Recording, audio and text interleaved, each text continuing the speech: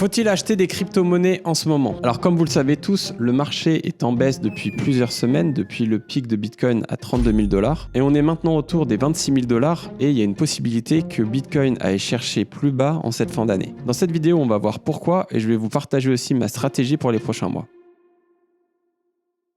Alors, il y a quand même beaucoup de nouvelles baissières sur le marché, avec la SEC qui continue son combat contre les différentes entreprises crypto, Binance, comme vous le savez, qui est un des plus gros échanges de crypto-monnaies, et depuis un an, ça va pas fort chez eux, ils virent des employés à l'appel. La SEC, donc l'administration financière américaine, les accuse de voler de l'argent à leurs utilisateurs de la même manière que FTX l'a fait. Et en plus, la SEC n'est pas encore prête à accepter un ETF sur Bitcoin, donc concrètement, il n'y a pas de nouvelles très positives en ce moment. D'ailleurs, au passage, on voit toujours que Bitcoin est la crypto toute puissante parce que quand Bitcoin monte, toutes les cryptos montent et quand Bitcoin descend, hop, ça met le marché à plat. Quand Bitcoin descend, les gens paniquent et vendent toutes leurs cryptos.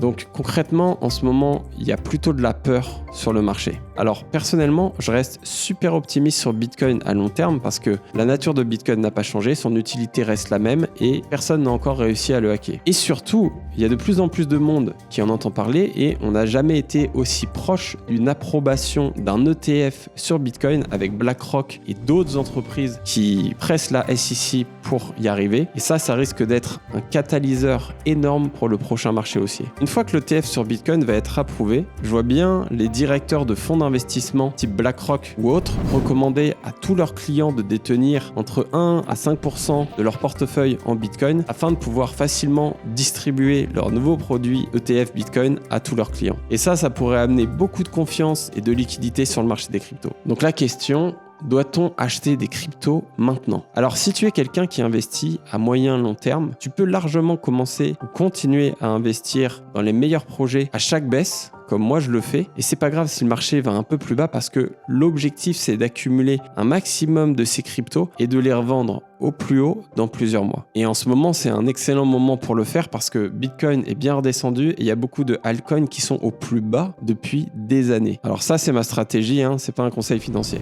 Voilà à quoi ressemble le graphique d'un grand nombre de cryptos en ce moment. Même les projets de qualité avec des technologies qui sont super utilisées se sont fait défoncer. Il y a des vraies opportunités à saisir et c'est dans ces conditions que j'avais acheté des Ethers à 100 $, entre 100 et 150 $ il y a quelques années avant qu'ils s'envolent 4 500 $ quelques mois plus tard. Mais voilà, il faut garder à l'esprit qu'il y a des chances que le marché redescende plus bas avant de remonter. Donc ne mettez pas tout votre argent, ne faites pas all-in. Investissez des quantités raisonnables pour ne pas être en panique absolue si Bitcoin retourne à 20 000 $, ce qui est une possibilité, et ce qui vous pousserait à vendre en panique au plus bas, et ça ce serait la pire chose à faire. Et pour ceux qui font du trading à court terme, n'oubliez surtout pas que 90% des cryptos iront à zéro. Donc tradez, prenez vos gains et n'ayez aucune attache émotionnelle à votre portefeuille.